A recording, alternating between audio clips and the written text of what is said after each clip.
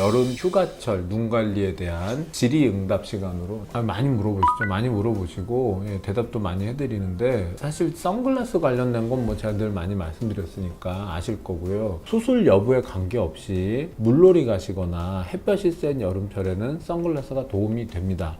많은 골프 선수들 너나 없이 다 그 선글라스를 끼잖아요. 자외선에 많이 노출되는 스포츠는 눈에 손해를 많이 끼친다. 그건 맞는 것 같아요. 자외선은요, 공중에서 이렇게 내리쬐고 있는 것이잖아요. 피부도 태울 수도 있고 눈 안쪽으로 침투해 들어오면서 수정체를 변색하게 하면 백내장도 생기게 할 수 있고 그런 질환들이 생기는데, 그래서 반드시 선글라스를 껴야죠. 선글라스에도 선크림, 선블록처럼 SPF 지수가 렌즈에 다 있고요. 그게 25 이상 되는 건 반드시 껴야 됩니다. 저는 항상 말씀드리는 게 갈색을 쓰시는 게 더 좋다고 생각합니다. 갈색을 썼을 때가 SPF가 일단 높고, 자외선은 눈에 생기는 만병의 원인이고요. 그걸 막기 위해서 선글라스를 장만하시기를 추천드립니다. 눈 주변에 선크림을 발랐을 때 그게 눈 안으로 들어가기도 하는데, 겪어보셔서 아시겠지만 굉장히 따갑습니다. 자, 이게 왜 따갑냐면, 요거는 에틸헥실 메톡시신나메이트, 옥시벤존, 아보벤존 보존제 성분 같은 거예요. 상하지 말라고 쓰는 거. 이런 선크림 같은 게 녹아 들어가게 되면 기름층이 순식간에 깨져버리거든요. 그러니까 눈물막이 깨지고 눈이 빨리 마르게 되면 자극감을 많이 느끼게 돼요. 그래서 선크림이 눈에 들어가거나 하면 따갑고 눈이 건조해지는 느낌들을 많이 가지시게 돼요.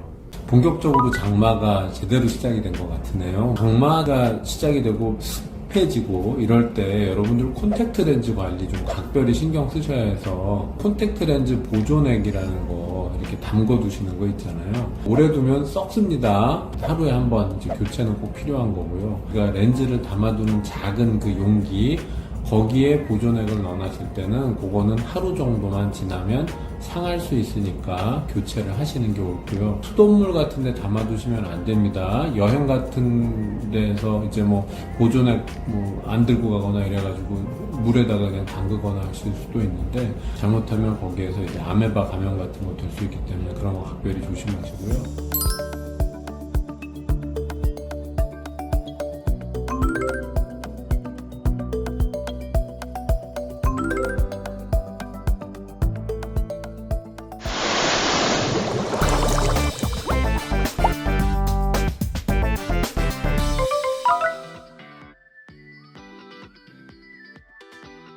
휴가를 맞아서 해야 되는 몸매 관리가 있다면 안경 벗는 것도 있잖아요. 이때 주의할 건 뭐냐면, 성형과 눈 수술 사이에 이 시간 간격에 대한 개념들은 조금 정리해 드릴 필요가 있는데, 쌍수를 한 이후에는 2달 지나서 시력교정 수술을 하시러 오면 돼요. 그럼 반대로 시력교정 수술을 먼저 했어요.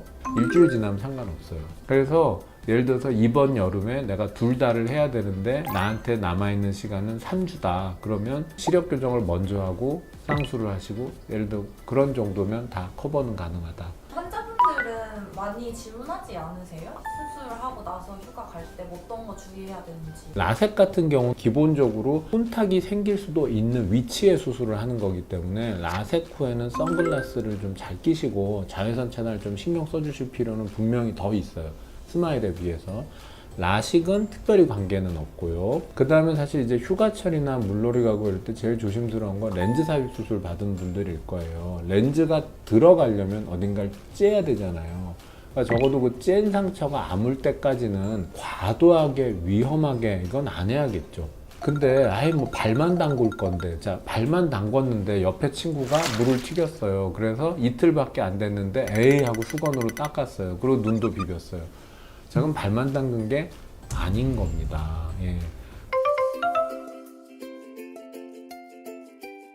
선글라스 1번, 안약 2번. 수술 받은 지 얼마 안 됐다면 음주운을 조금 조심하시는 거, 해외여행에서 그런 거 권해드립니다.